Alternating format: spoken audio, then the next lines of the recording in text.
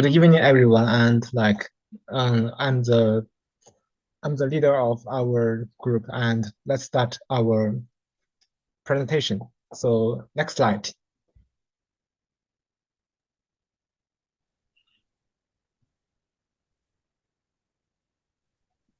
And Tan Minjun. Okay. Okay, this is my turn. Okay, next page. Thank you. This is the architecture diagram of our project, which mainly consists of three key components. The first one is data injection, and second one is data transformation, and the third one is application integration. For the data ingestion, this section is responsible for bringing the external data into the system. To ensure high availability and security, we have designed a primary path and an alternative path. Select the appropriate one based on the production needs.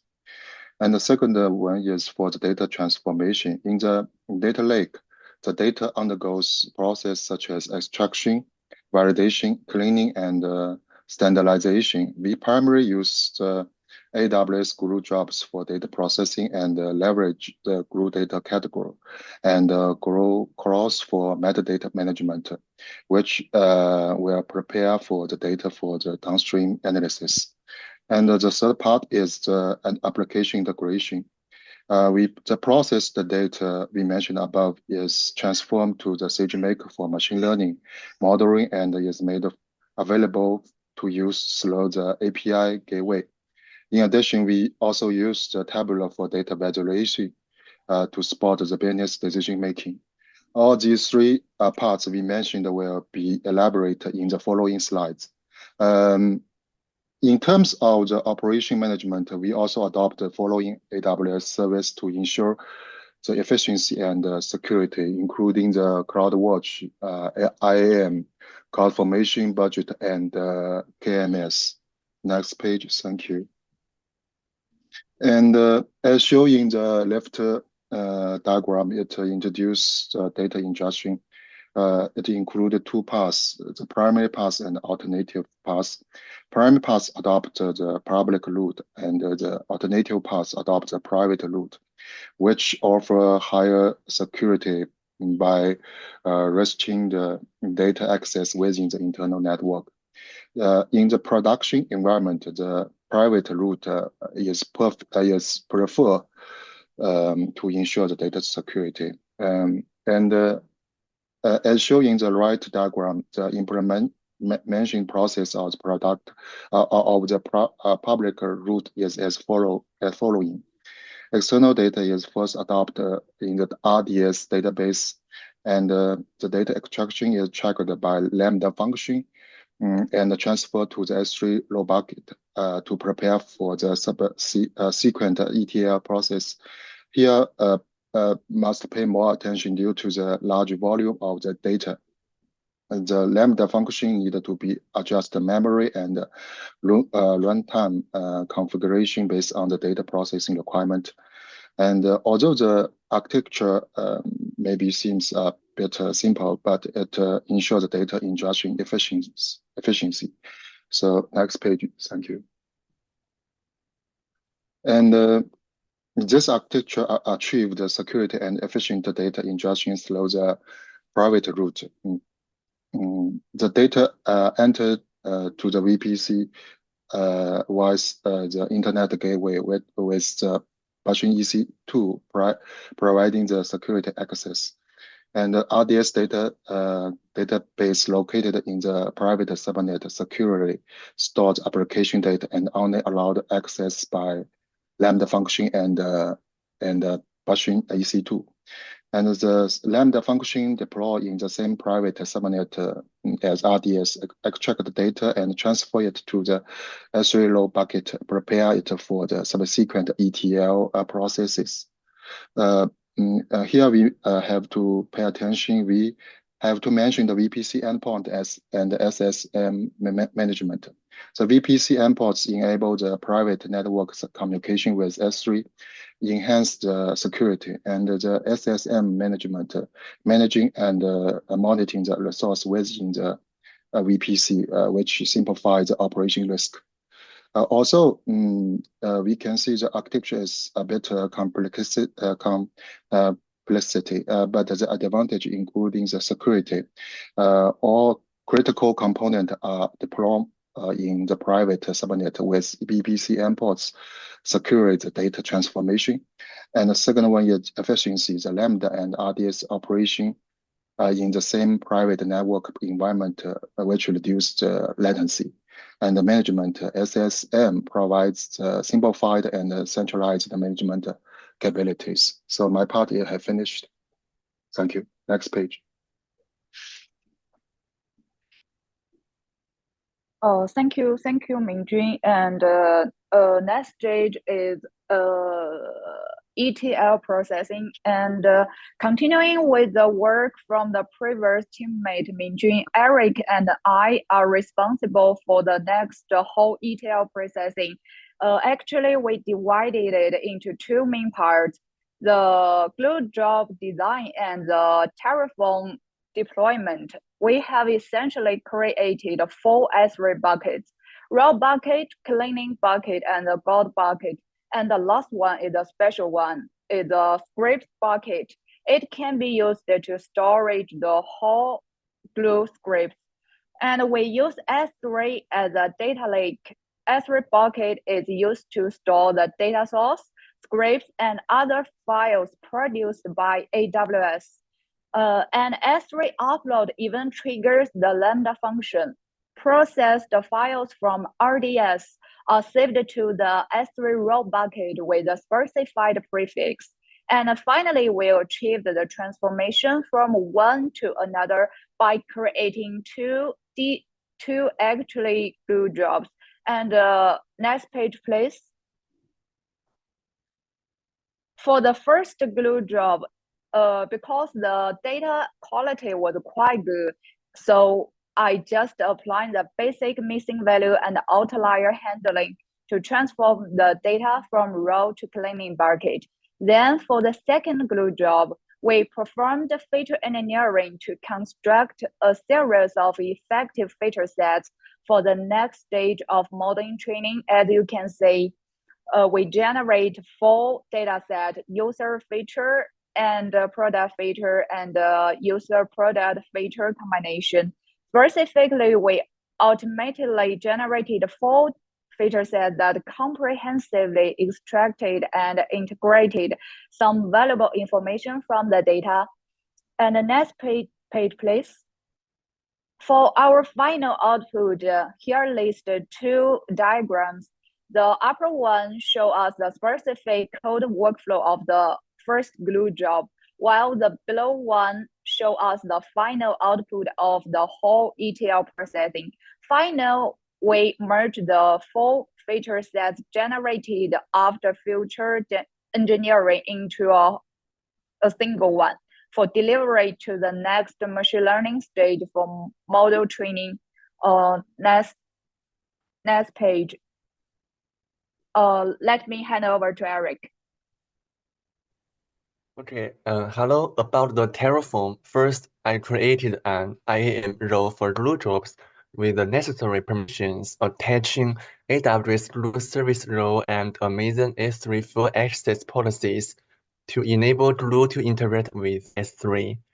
Then I set up 2 glue jobs running inside a VPC. Each job executes a separate PySpark script for data processing. Since Glue needs to access S3 securely, I configured a VPC endpoint to ensure private and efficient data transfer without exposing traffic to the public internet. To automate data cataloging, I added a Glue crawler that scans the processed data in S3 and updates the AWS Glue data catalog, making the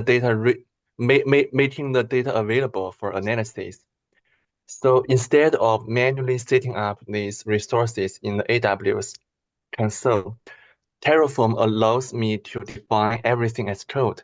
This makes deployments repeatable and version controlled. It also ensures consistency across environments. The next page. Okay, thank you, Eric. And I will bring the data warehouse part. The data warehouse, we chose Athena as our data house. Athena is a serverless query service and analyzes data in M3 and 3. And Athena is cost-effective with a pay-as-you-go model. Here is our database and data warehouse screenshot. We have 5 tables like final features, product features, app features, user feature 1, and user feature 2. We use them to make some view and do the basic analysis. And Athena has been used to view the original layer tables and bronze table layers. And also we choose the star schema in our data warehouse. Like the fact table include the keys like order ID, product ID, user ID. And for attributes in like the eval set, order number, order DOW, and like the day, sense, period order, and add to call order. And for dimension tables, we use the keys like product ID, LID, department ID. And for the user dimension, we think we could use the feature engineering data to choose more features. And why we use the star schema, the first thing is to simplify the query and optimize for analytics, even providers a clear relationship between data. Here is our stream part. The first stream is data sourced from RDS and fully managed by the Amazon Kinesis Warehouse for ingestion and transformation. And for the stream 2, we set the API from social media data like YouTube, currently scraped using a Python scraper and with plans potentially migrated to AWS. Here is the structure of our 2 streams. The stream 1 is from the incoming data, and we updated in the RDS, and we can fully management by the warehouse and into the S3. Also, we use the CloudWatch to make a quick site for the security, and we need to scan the Kinesis for the avoiding the hostile attack or something meaningless behavior. And for stream 2, we scrap data from YouTube and by Python to make analysis and store them into the Dynamo database for the machine learning model using. And next one is the data lake. For now, we have a data warehouse by Athena, and we also need to store the stream 1 data into S3 bucket for one-to-one unmuted and for future auditing. And the stream 2, we need to process in the S3 and store them and to utilize them for analytics. It's also called speed layer in our structure. And why we need the data lake? The first purpose is unified storage, handle structured, semi-structured, and unstructured data from YouTube and from our stream 1 too. And the second one is about the future ready, support advanced analytics and big data tools. Next part, Stephen will introduce you about machine learning. Sure. And let's begin by understanding the foundation of our system. We leveraged two primary machine learning approach. The first is a supervised learning model specifically designed for recommendation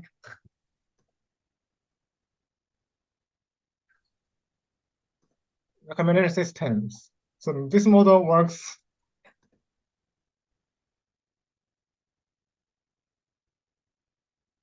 Sorry, you're muted. Sorry. Let me continue. This model.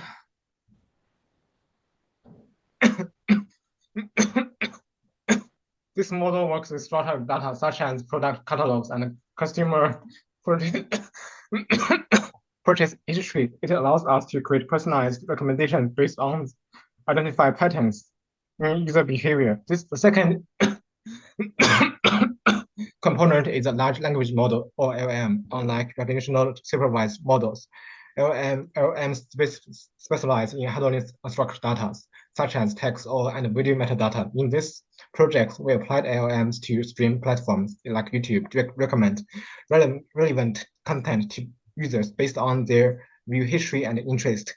By combining this two approach, we built what was a higher recommendation framework capable of handling both structured and unstructured data seamlessly. Next slide.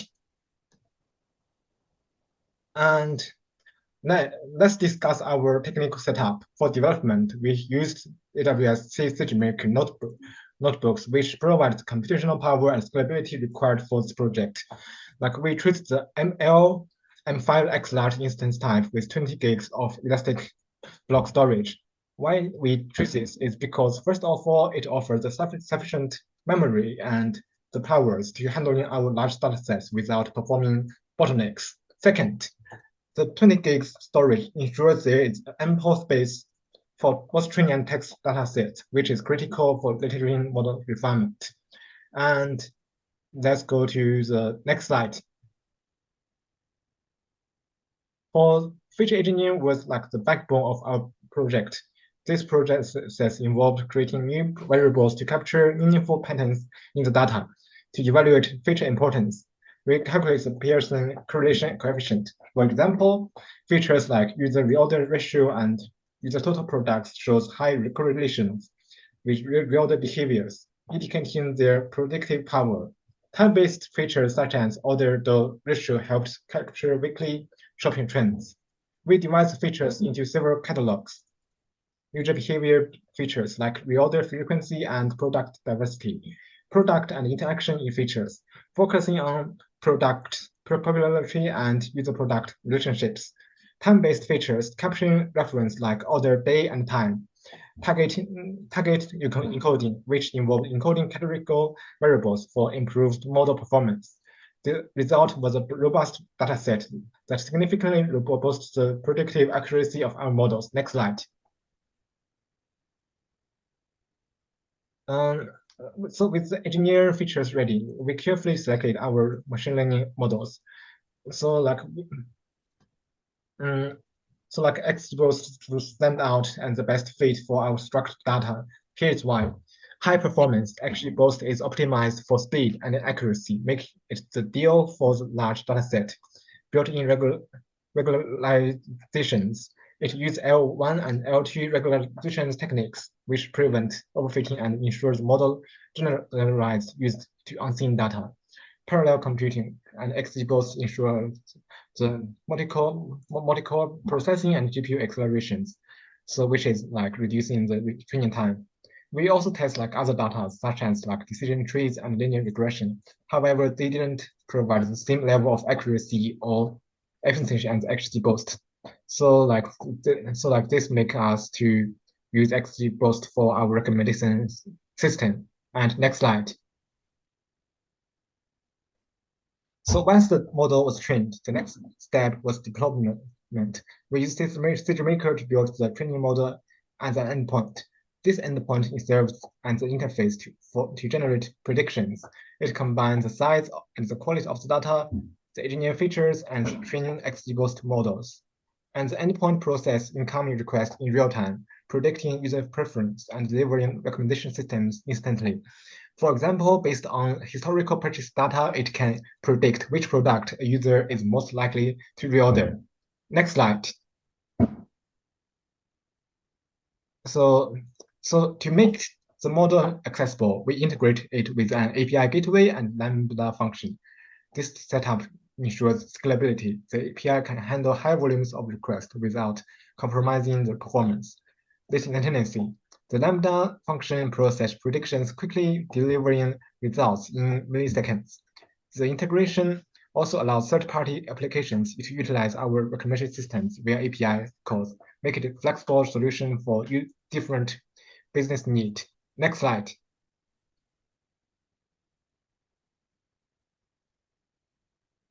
So like XGBoost in detail, like I would like to dive deeper into why XGBoost was the ideal choice. So like, as I said before, like initially we used like decision trees and linear regression, and we also like use other like boosts, like for example, AWS. However, and even though like we are trying to combine those like models together, like and to see whether it have like a better score or not. However, like we see that by combining the models together, like with the percentage for assigned for each model, it doesn't have any better performance. So that's why like we still decide to continue with XGBoost. So next slide. So with LLM, like while the XGBoost work perfectly for structured data, we need a different approach for the unstructured data. This is why This is where LLM model came in. LLML like excels and process complex unstructured data such as YouTube video metadata. By analyzing keywords, descriptions, and user interaction patterns, the LLM can recommend the personalized video content to users. This capability complements the strengths of XGBoost, ensuring our system can handle a wider range of data types. Next slide. So like finally, we compare the performance of LLM and XGBoost in their respective domains. XGBoost proved to be superior for structured data set, like customer purchase reorders. LM, on the other side, is excellent at handling dynamic and unstructured data sets, such as YouTube streaming data. The integration of these models creates an important recommendation system capable of delivering high quality recommendations across diverse data domains. And next slide to Jesse. Sorry, it's for the delivery my part, and I will talk about how we project deliver to the customers. For that, assuming we got the perfect ML result, we can get the ML machine learning process provide prediction and insights. Like we get the popularity data from the YouTube, the stream tool, and we also get the other part from existing, like based on the reorder ratio, we can get the stream tool data. And next, we will throw the AWS SNS to send notifications based on ML results. And we like use the notification like through the message and other things to let our customers accept it and click it. And we will also develop the feedback based on the Microsoft tools like Microsoft Clarity to analyze the click hit map from the web page, so we can get the what our customers are predict and what is their preference. Next is for the Jesse for the visualization. Next, Next Jesse. slide. Next slide. So Tableau is a powerful visualization tool that has multiple connection methods. We choose to connect it with AWS S3 to get the live data from the gold bucket. In the meantime, some chats are made to give quick insights to the marketing team. From the product side, the most ordered products and the most reordered products are demonstrated. From the other side, we could have the user average mean days since prior order chat to have an idea on how often users make orders and decide on the email or text frequency for marketing purposes. Next slide. Okay, time is limited, and I will introduce the last part about our project. About the supplement, the first one is security. We implemented the security from 4 dimensions. The first one is about data ingestion, and like we talked before, our alternative path is through the EC2 and through the Betsy machine to make sure the security. And the next is about ETL security, like S3 buckets, IAM policies, and AWS glue. And the next one is about application integration security, the SageMaker API gateway, and how we make sure the API gateway can't be used from the third party. And also the next one is about the CI/CD. We make sure the pull request must be assigned and reviewed from our coding members. And also we analyze the CloudWatch, make sure the stream is perfect and nobody can make a hostile attack. Next one is orchestration. And like we want to use Git actions from the YAML and to make sure every script can be run normally, like from the SQL, from the Terraform, and like the Python. And next one is about the resource coordination and the monitoring and management. The last one is about integration. And for disaster recovery, we also show from 5 dimensions. The first one is multi-database setup across the multi-AZ, like from AP Southeast 1 and AP Southeast 2. And next one is about automatic failover. If one AZ or database fails, the traffic is seamlessly redirected to the backup database in another AZ. And for the data backup, we also like use the setting in the RDS, and for the RTO and the RPO, we will try to set it in different multiple AZ deployment. And for code and hot data classification, it is related to our next part about the cost management. For the hot data, we want to use in the S3 priority layer, like we can get the data and retrieve in time and make sure it is perfect. And for the cold data, we may put it in the iceberg, geyser, and the deep archive, like how historical logs and all the customer recorders. And for the benefits, it's about the, as I mentioned, about the cost optimization and performance, and also about the lifecycle management. We need to attach our importance on that. From this perspective, cost management, we made to set the different cost optimization strategies. Like the most expensive service we discovered is the VP3 endpoint, and made the quick site in the CI/CD and IAC structure. And for next one is about budget monitoring. Our leader, our monitor, will always monitor the budget and share with other members to control it, like how to, like when to turn off the sagemaker point and when to set the VPC endpoint. And the last one is about the resource allocation, like right sizing, reserved instance, and how to when to terminate it. Thank you. That's all.